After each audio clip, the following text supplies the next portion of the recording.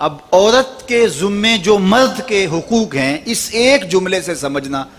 آسان ہے، اور وہ ساری زندگی اف بھی نہیں کر سکتی کہ اگر اللہ کے علاوہ کسی کے لیے سجدہ روا ہوتا تو وہ شوہر ہوتا۔ تو ایک طرف بیوی کو اس ایک جامع جملے کے اندر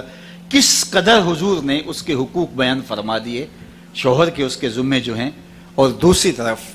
شوہروں کو تلقین کرتے ہوئے حضور نے ارشاد فرمایا کہ عورت کی اگر کوئی بات تمہیں ناگوار ہے تو کوئی وہ بات بھی تو ہوگی جو تمہیں پسند ہے،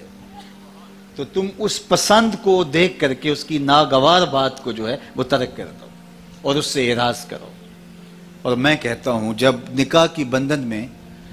دو اشخاص بنتے ہیں، رشتہ ازدواج میں منسلک ہوتے ہیں، تو پھر ایک نیا گھر بسانا ہوتا ہے، تو یا تو خاتون اپنا گھر چھوڑ کے شوہر کے گھر جائے گی، اور یا شوہر اپنا گھر چھوڑ کے خاتون کے پاس آئے گا، دونوں میں سے ایک کرنا پڑے گا۔ لیکن ہمیشہ یہی رہا کہ خاتون نے اپنا گھر چھوڑا اور وہ شوہر کے ساتھ گئی، جبکہ مرد کی نسبت ماں باپ کے گھر سے عورت کی جذباتی وابستگی زیادہ ہوتی ہے۔ لڑکے کی وابستگی اپنے گھر سے، اپنے ماں باپ سے، اپنے بہن بھائیوں سے ہوتی ہے، اس کا انکار نہیں ہے، گھر کے دیوار و در سے اس کی وابستگی ہوتی ہے، اس میں کوئی شک نہیں ہے۔ لیکن جو خاتون کو، جو لڑکی کو، جو بیٹی کو گھر کے در و دیوار کے ساتھ، اپنے باپ کے ساتھ، اپنے بابل کے ساتھ، اپنی بہنوں کے ساتھ، اپنے گلی محلے کے ساتھ، کوچہ و بازار کے ساتھ نسبتیں اور جذباتی تعلق ہوتا ہے، وہ مرد سے کہیں بڑھ کر ہے۔ مرد کو چھوڑنا گھر عورت کے لیے آسان ہے، اور عورت کو چھوڑنا اس سے زیادہ مشکل ہے، لیکن عورت زیادہ مشکل کام کرتی ہے، اور وہ اپنا گھر چھوڑ کر کے، بستے ہوئے ویڑے چھوڑ کر کے وہ شوہر کے ساتھ چلی جاتی ہے۔ اگر یہ ایک چیز شوہر ملحوظ رکھے کہ میرے لیے اس نے یہ قربانی دی ہے، تو اس کی بہت ساری باتوں سے درگزر کر سکتا ہے۔ اور دوسرا فرمایا کہ یہ ٹیڑھی پسلی سے پیدا کی گئی ہے، بالکل سیدھا کرنا چاہو گے تو یہ ٹوٹ جائے گی، اور اگر یوں ہی چھوڑ دو گے ٹیڑھی کی ٹیڑھی رہے گی، تو ساری زندگی یہ تمہاری مشق رہے گی۔ اس کا ٹیڑھا پن ہی اس کا حسن ہے، اس کا بھولا پن ہی اس کا جمال ہے، اس کی خوبصورتی ہے۔ اس لیے مرد اور عورت دونوں کے حقوق بیان بھی کر دیے تفصیل کے ساتھ بھی، اور یہ جامع چیزیں بیان کر کے ہمارے سامنے رکھا کہ تم نے ایک دوسرے کے لیے جو ہے وہ یہ محبتیں پیش کرنی ہے اور ان کے حقوق کا لحاظ اور خیال رکھنا ہے۔ تو اللہ کی بارگاہ میں، اللہ کے حضور آپ سارے لوگوں، مشائخ، علماء، سادات، اساتذہ، شیوخ الحدیث، سب کی آمین کے ساتھ میں دعا کرتا ہوں کہ اللہ تعالیٰ اس نو بیاہتا جوڑا کو اپنی خاص عنایتوں کا حظ وافر عطا فرمائے، ان کی گودیاں خوشیوں سے بھر دے، خوشحالیوں سے بھر دے۔ علامہ صابر ایوب صاحب کو آپ میں سے ایک ایک فرد جانتا ہے، اور ان کی محبتوں کی برستی ہوئی پھوار جو کہ اس پورے علاقے پہ ہمیشہ موجود رہی ہے، اور جس طرح یہ کام کر رہے ہیں ادارہ جاتی کاموں میں جو ان کی دلچسپی اور اپنی زندگی لگا دی ہے، تو کوئی جو ہے وہ فطرتاً بخیل ہی ہوگا جو ان کے لیے دعا نہیں کر پائے گا، ورنہ جس کو اسلام سے محبت ہوگی، دین سے محبت ہوگی، وہ ان کے لیے غائبانہ طور سے ان سے راہ و رسم ہو یا نہ ہو، وہ ان کے لیے ضرور دعا کرے گا کہ اللہ انہیں صحت اور عافیت والی لمبی زندگی عطا فرمائے۔ اور علامہ مجتبیٰ صاحب جو کہ تعلیم کے مراحل سے گزر کے اب تکمیل کی منزل کی طرف بڑھ رہے ہیں، اور 1 سال کے بعد یہ آپ کے اندر موجود ہوں گے اور اپنی خدمات پیش کر رہے ہوں گے۔ ایک ہونہار، صالح اور انتہائی جذبوں کا جہاں سینے میں لیے ہوئے نوجوان ہیں، اور اللہ تعالیٰ جل شانہ ان کے ذریعے سے اپنے دین کے پرچم کو اونچا کرے۔ اس شادی کے موقع پہ میں آپ کو بتاؤں کہ ہماری قیافہ کی نظریں، ہم کوئی روحانی آدمی تو نہیں ہیں کہ کوئی باطن کی نظریں اتنی تیز ہوں، تو ہم کمزور سے لوگ ہیں، تو قیافہ کی نظریں دیکھ رہی ہیں کہ اللہ اس نوجوان سے بہت کام لے گا، اور اللہ تعالیٰ ان کے ذریعے سے امت کے وقار کو بحال فرمائے گا، اور اس علاقے کے اندر یہ روشنی کا مینارہ نور بن کے ابھریں گے۔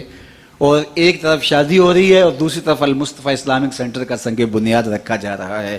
تو گویا اس موقع پر ان کے لیے جو میسج ہے کہ اب جو بقیہ ان کی تعلیمی سرگرمیاں، اس میں ایک ایک لمحہ ان کا انتہائی اہمیت کا حامل ہوگا، اور انشاءاللہ یہ دونوں مل کر کے اس بیڑے کو اٹھائیں گے۔ علامہ صابر ایوب صاحب کے دست و بازو بھی بنیں گے اور اس کام کو آگے لے کر کے جائیں گے. ان کی آنکھیں بھی ٹھنڈی ہوں گی, ان کا دل بھی ٹھنڈا ہوگا, اور یہ دونوں خاندانوں کے اندر محبت کی ضمانت بھی ہوگی. اور یہ مبارک شادی ہے, یہ مبارک شادی طلع گنگ کے لیے انتہائی برکت اور رحمت کا سبب ہوگی. یقیناً یہ مشائخ علماء جن سے روحانی انتصاب ہے اس خاندان کا, انہیں بھی بہت مسرتیں اور خوشیاں نصیب ہو رہی ہیں. اور آنے والا دور انشاءاللہ جو ہے وہ اقبال نے کہا تھا کہ کھول کر آنکھیں میرے آئینہ گفتار میں, آنے والے دور کی دھندلی سے ایک تصویر دیکھ. تو انشاءاللہ آنے والی تصویر بڑی نمایاں اور خوبصورت ہے. تو بارگاہ عزدی میں اللہ جل شانہ کے حضور دعا ہے کہ اللہ اس شادی کو مبارک کرے, خوشیوں سے مالا مال کرے, اور اس مرکز کو, اس ادارے کو قیامت تک آباد رکھے. مجھے آج یہاں داخل ہوتے ہوئے وہ وقت بھی یاد ہے کہ جب یہاں جامعہ نہیں تھا, یہاں ایک گھر تھا اور جامعہ ایک تھوڑی جگہ میں تھا. تو آج الحمدللہ یہاں رونقیں ہیں, یہاں قرآن مجید کی بہاریں ہیں, یہاں فقہ کے اسباق ہیں, یہاں کالا کالا رسول اللہ کی دل نواز صدائیں ہیں, یہاں محبت کی پھیلتی ہوئی خوشبو ہے, یہاں الفتوں کی بکھرتی ہوئی کستوری ہے,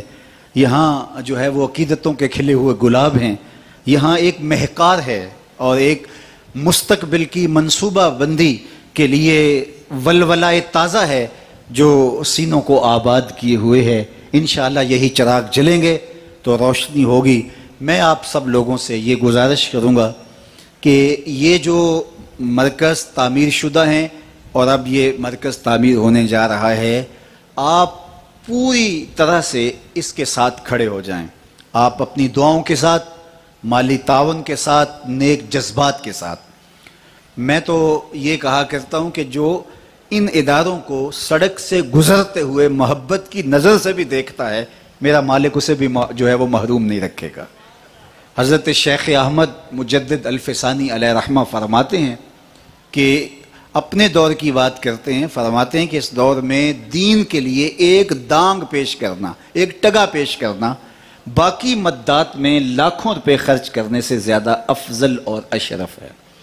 چونکہ یہاں وہ ساری چیزیں ہیں, غربا, یتاما, مساکین, ان کے ساتھ تعاون بھی ہوتا ہے, اور اس کے ساتھ ساتھ دین کی تقویت کا سبب یہ ادارے ہوتے ہیں, اور ان کے ذریعے سے منبر و محراب کی رونقیں باقی ہوتی ہیں, مسجدوں کی آبادیاں ہوتی ہیں, اور ان کے دم سے دین کا وقار بحال ہوتا ہے. اور پھر جس دور کے اندر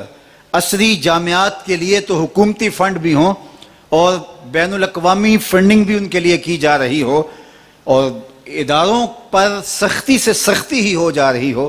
تو وہ لوگ غنیمت ہوتے ہیں جو ان ادوار کے اندر علم کے ان چراغوں کو روشن رکھتے ہیں. انہیں اپنے خون جگر کا جو ہے وہ تیل ڈالنا پڑتا ہے, پھر جا کے چراغاں ہوتا ہے, پھر جا کے روشنیاں ہوتی ہیں. یہ اتنا آسان کام نہیں ہوتا ہے. گھر کے 5 سے 6 افراد ہوتے ہیں اور 2-2 3-3 لوگ کمانے والے ہوتے ہیں, 8-8 10-10 گھنٹے اوور ٹائم بھی لگاتے ہیں, پھر 6 افراد کا گھر چلتا ہے جا کے کہیں.